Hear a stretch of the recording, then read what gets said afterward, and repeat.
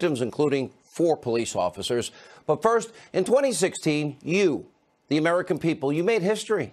You elected as president a fighter, a deal maker, a disruptor.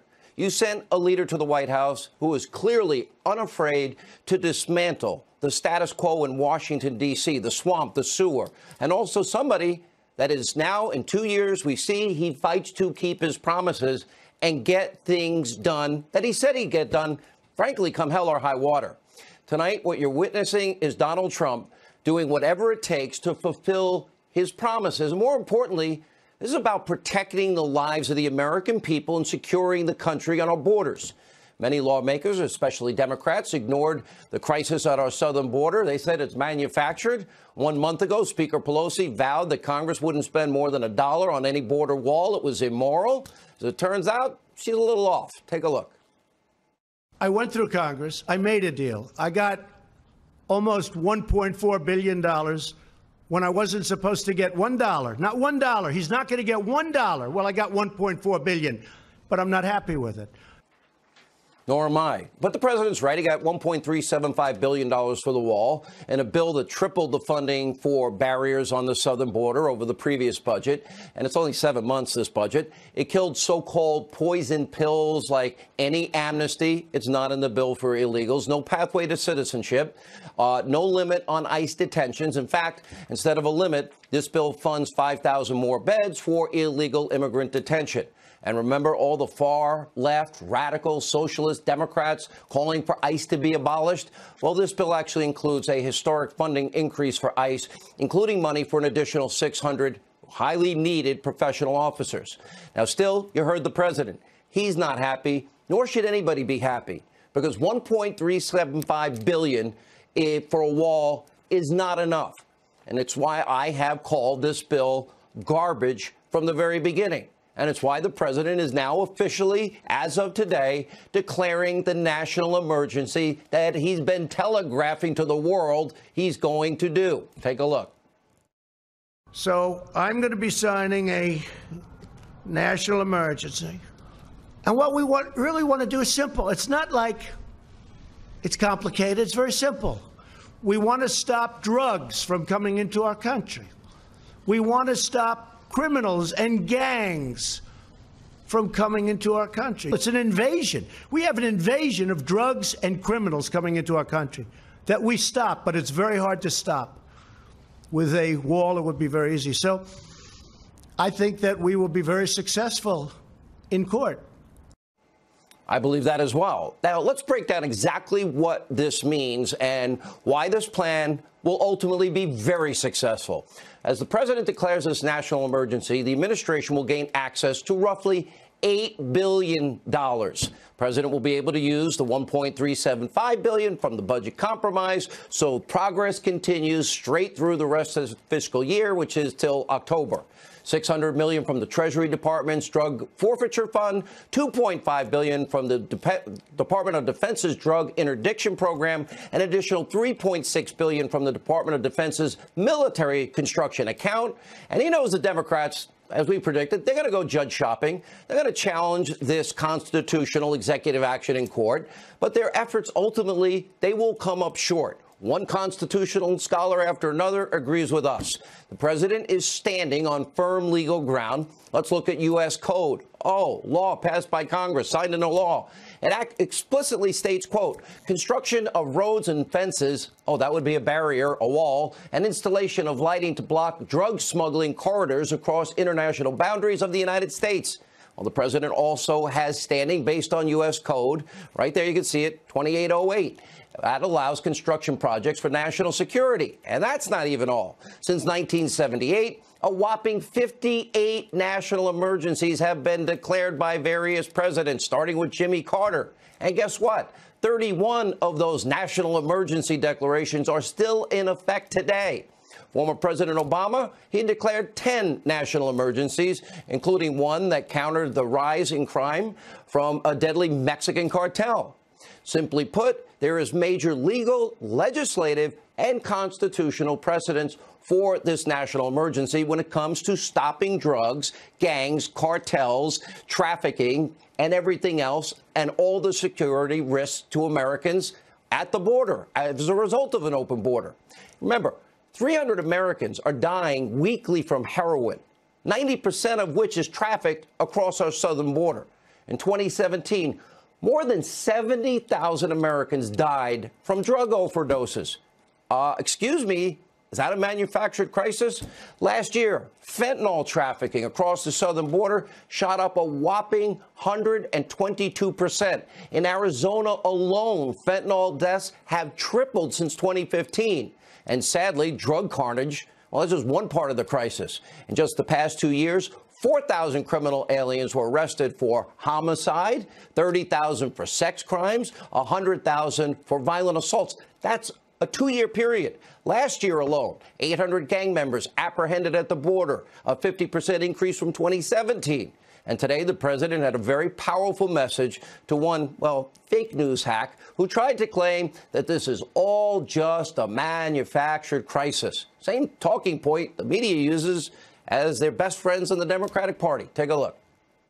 What do you say to your critics who say that you are creating a national emergency, that you're concocting a national emergency here in order to get your wall because you couldn't get it through other ways? What do you think? Do you think I'm creating something? Ask these incredible women who lost their daughters and their sons. Okay? Because your question is a very political question because you have an agenda. You're CNN. You're fake news.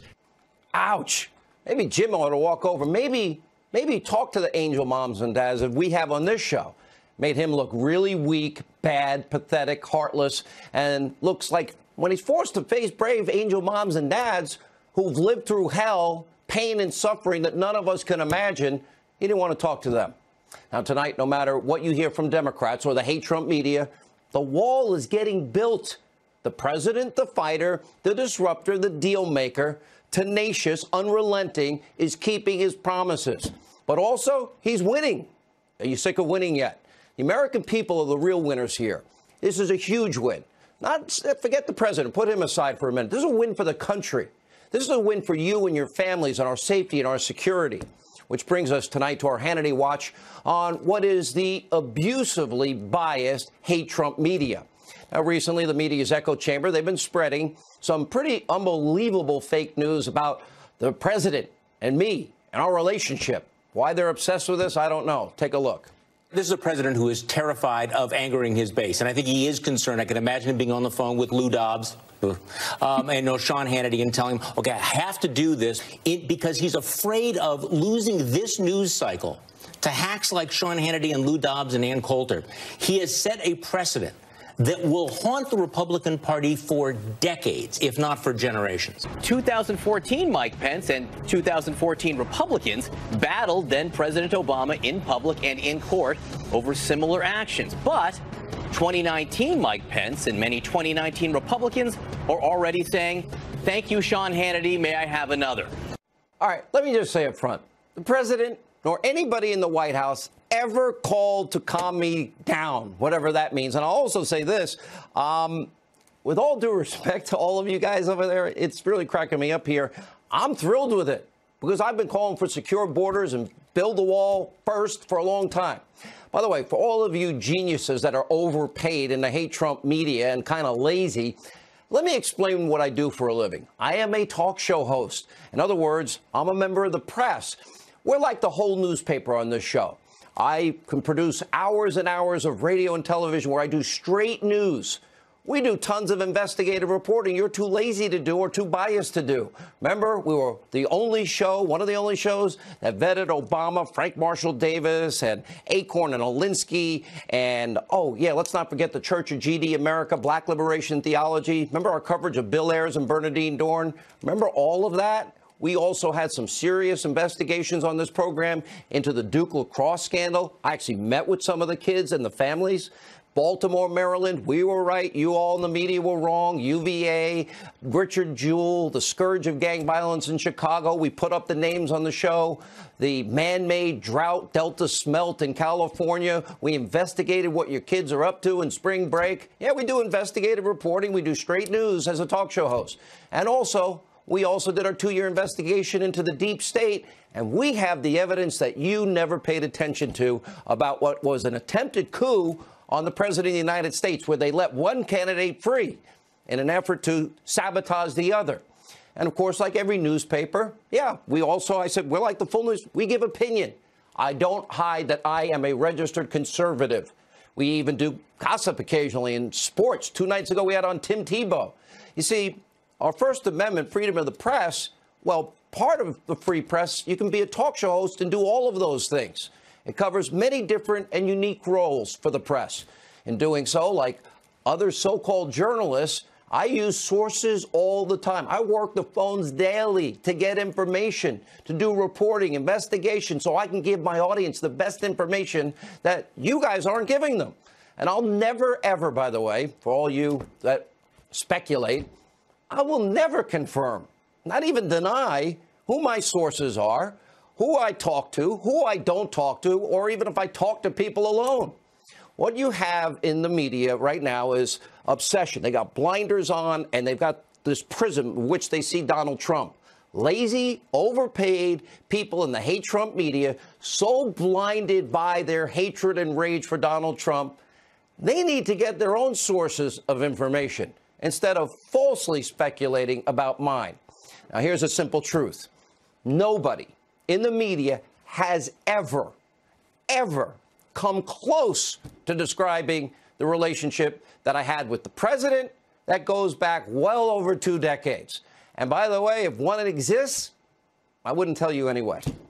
All right, now to end all fake news reports on how I accurately predicted exactly what the president would do on the border.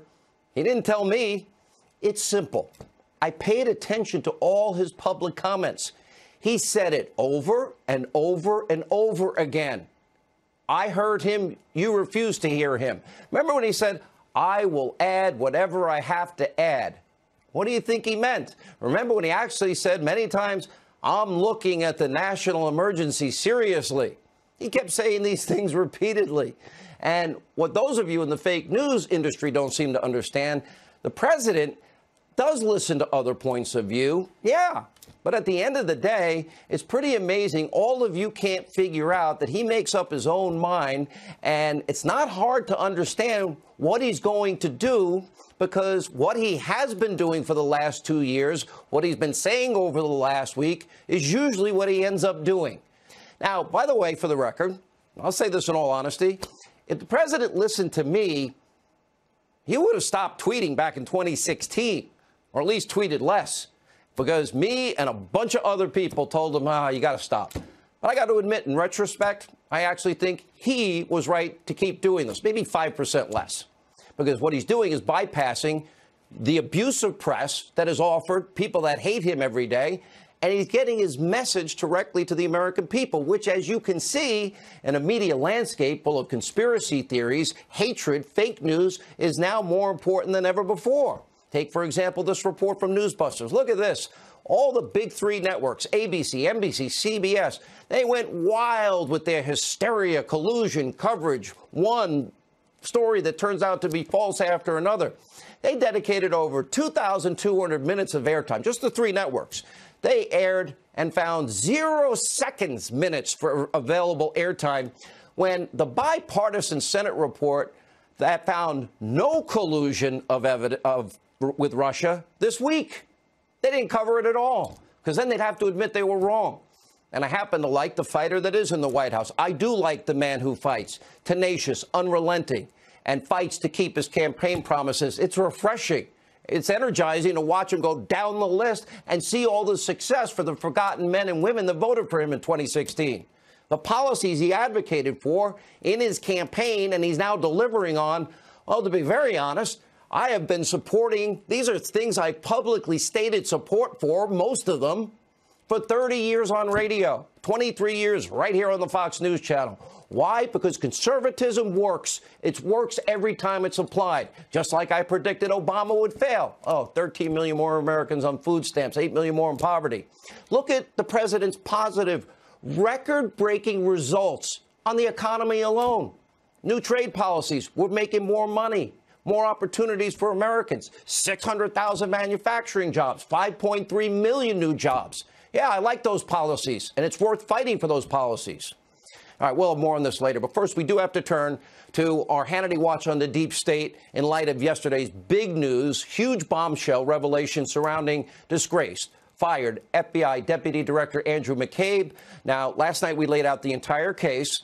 2016, small group, high-ranking, unelected, unaccountable bureaucrats, they abused their power in such a way to try to rig the 2016 election in favor of one candidate, Hillary Clinton, over another candidate, Donald Trump.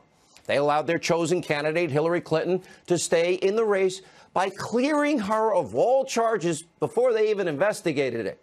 Well, things that no other American could ever get away with. Trust me, if you have subpoenaed emails, you better not delete them. You better not acid wash your hard drive and bust up your devices. Now, in July of 2016, Comey Strzok interviewed Hillary. He's the guy that said we're smelly Walmart voters. He's the guy that said Hillary should win 100 million to 0. Anyway, Comey and Strzok and others, they decided to give her a pass. The fix was in. And they didn't prosecute Clinton for what were obvious felony violations of the Espionage Act, including mishandling top secret, classified intelligence on that unsecured private server in a mom and pop shop bathroom closet. They also chose not to prosecute her over the biggest slam dunk obstruction of justice charges when she deleted, acid washed thousands of subpoenaed emails with bleach spit and beat up her phones with a hammer and ripped out the SIM cards. Any other American would have been tried and they would have been charged with felonies, but not Hillary Clinton. That's what they did, as they abused power. And then also in July of 2016, right after they give her that free pass that keeps her in the presidential election, the same exact people then use Hillary Clinton's bought and paid for phony Russian dirty dossier to open up an investigation into the Trump campaign. They used the same unverified garbage, to spy on a Trump campaign associate, and they were all warned it was unverified and that Hillary paid for it, and it was never corroborated or verified, and that Steele hated Hillary Clinton. By the way, a lot of it's since been debunked. Those known lies were used to repeatedly, 4 separate occasions, commit fraud on FISA courts and literally deny a fellow American of their constitutional rights. And then they used it later. Remember the insurance policy to illegally attempt a coup, again, using the Russian lies. They knew they were Russian lies. They were briefed that they were Russian lies to unseat the president that they didn't like, the candidate they didn't like, the one who had smelly Walmart voters following him. After a months-long investigation, meaning almost 9 months, Lisa Page, James Comey, others have even admitted there's no evidence of Trump-Russia collusion. But that didn't stop this very same group of unaccountable, unelected bureaucrats from plotting to remove a duly elected president from office. Watch this. There were meetings at the Justice Department in which it was discussed whether the vice president and a majority of the cabinet could be brought together to remove the president of the United States under the 25th Amendment. All right, joining us now with a reaction to our top story, former DNC Communications Director Luis Miranda and also U.S. Border Patrol Council Vice President Art Del Cueto is with us. Art, you've been there before as on the border. Is this a crisis when we're losing 70,000 people a year to drug overdoses, 90% of heroin coming across the border, massive increases in fentanyl? Well, it's definitely a big crisis. Not only that, but you start looking at the amount of individuals that are crossing the border. You talk about the caravans that are coming across the border.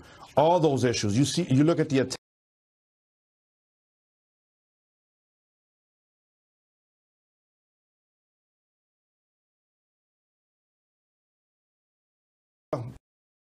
this national emergency stands. That's a big issue. I know that there's going to be some fighting back and forth with the court, but I hope it stands.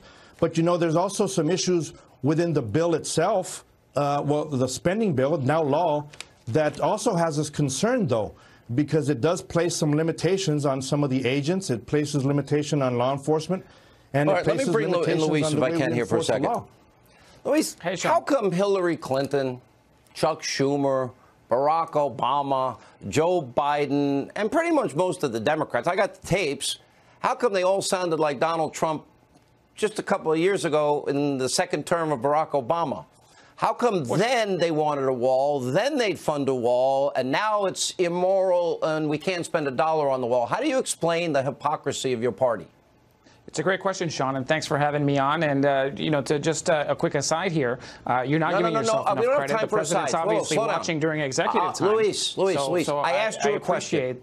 They appreciate Luis, come on. But here's the thing. When I asked the question. They supported it a couple of years ago. Why not now?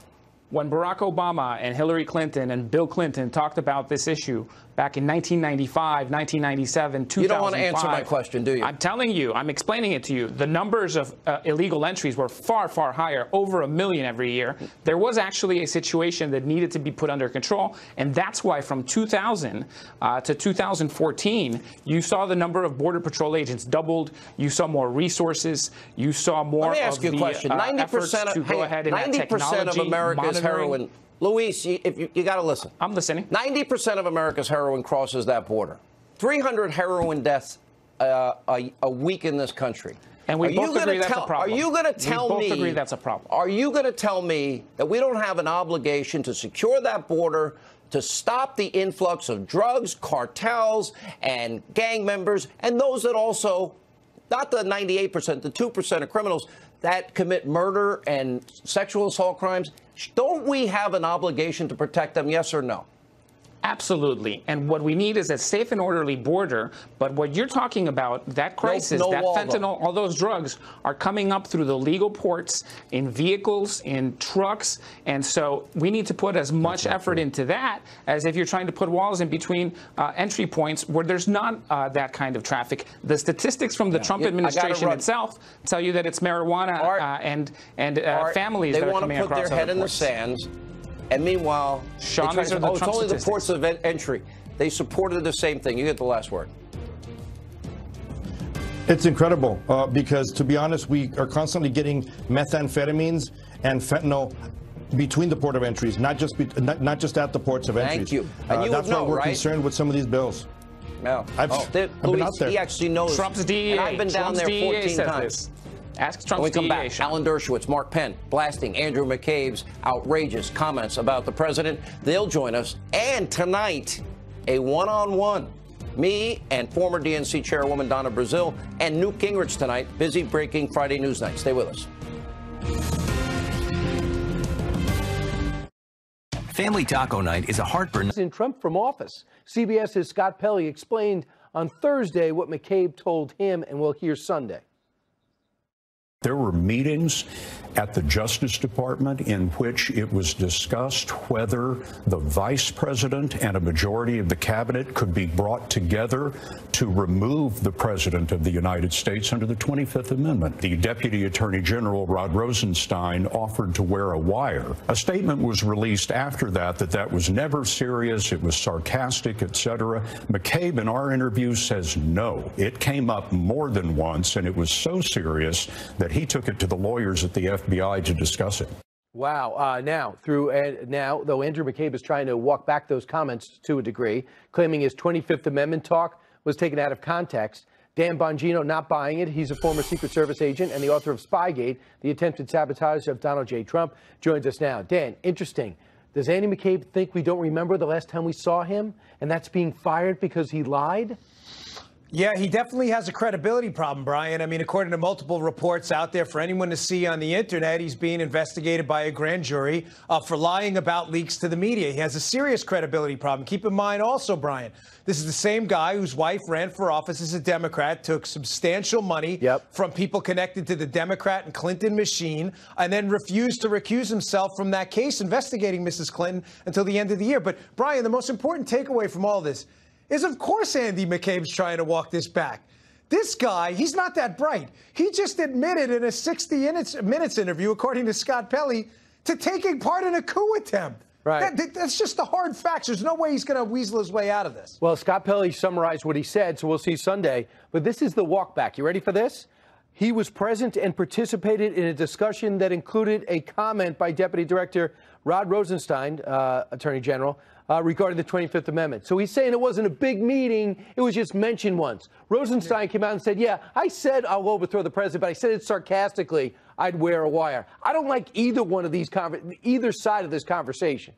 Yeah, I don't know about you, Brian, but when I go to dinner with my friends, I don't just casually bring up like, hey, you want to go rob a bank? Oh, don't worry, I was just kidding. Like, there's some things as the deputy director of the FBI. Let me just give him like a pro tip, right? It's probably not a good idea from a former federal agent. Granted, I wasn't the deputy director of the Secret Service, but probably not a good idea to hit the 25th Amendment. In other words, removing a president from office for an obviously nonsensical reason, some physical incapacitation. This guy, Brian, make no mistake.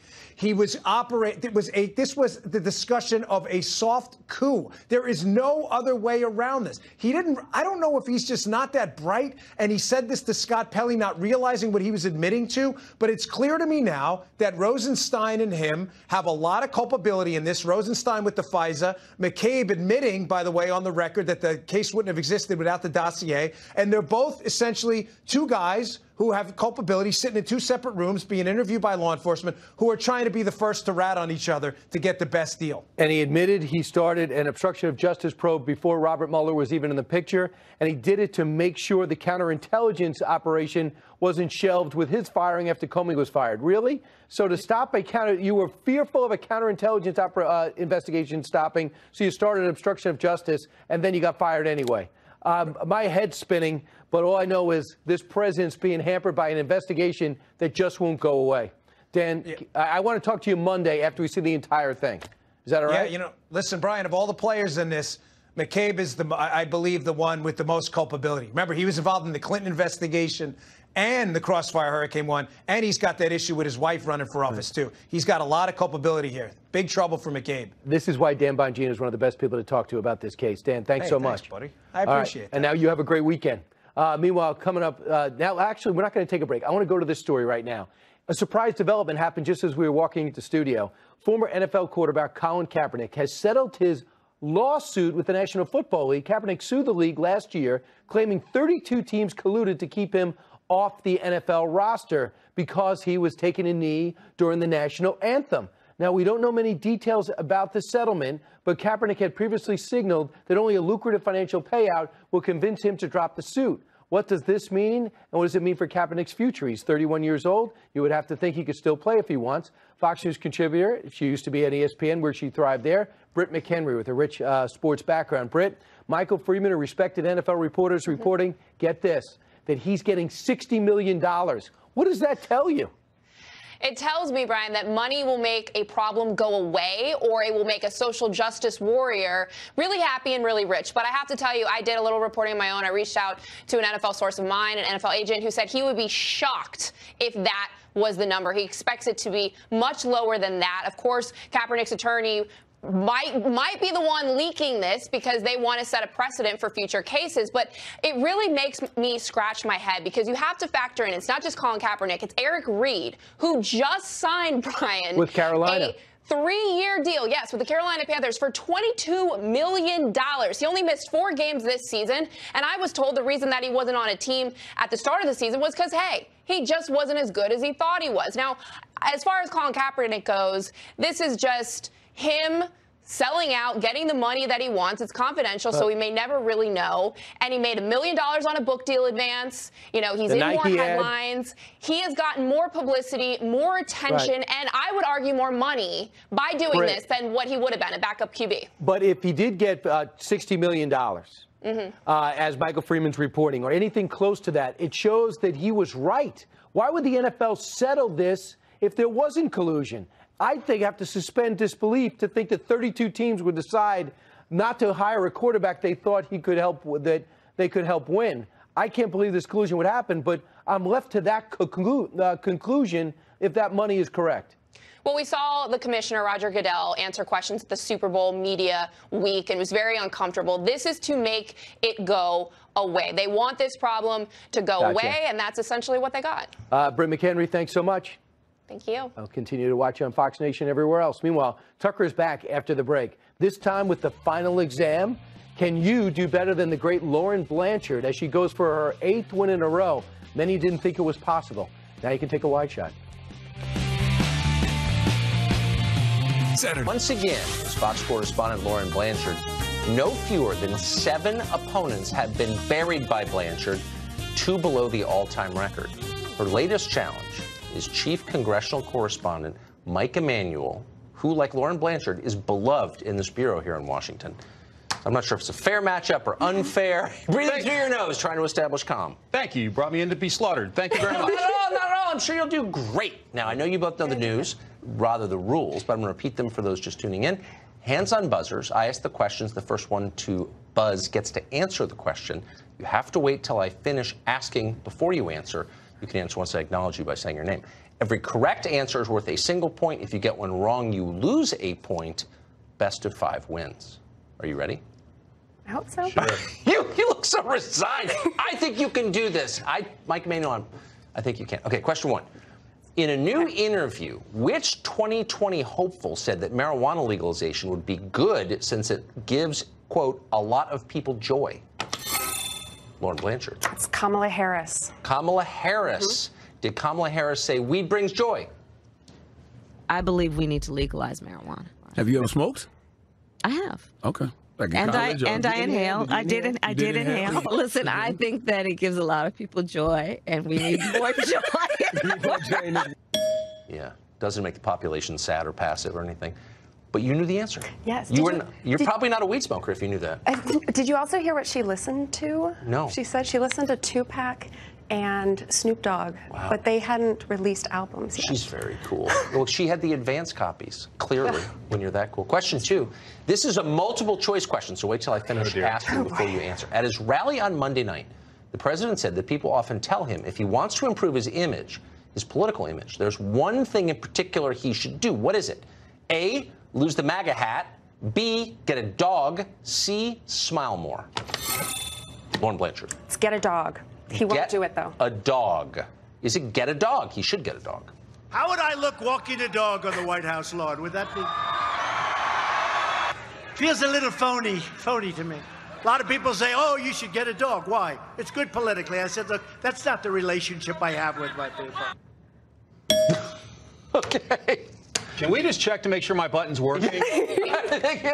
Actually, our producer has Lauren Blanchard's streak has been so, I'm not going to say controversial, but so unusual. Yes. Not missed a single question that our producer, Justin Wells, has come down from New York to supervise. And I'm not making that up. I feel better having him in here. He's here. He's here. It's unbelievable what she's done. Okay, question 3. Speaking of dogs, the 143rd Westminster Dog Show was held this week. A wire fox terrier won Best in Show. What is his name? Lauren. It's King. And the reason I know that is we have a wire fox terrier, so my mom sent out a text message about it this morning, making sure we knew that this jaw's open. Can that be right? Does she know the name of the dog that won the Westminster Dog Show? Is it King?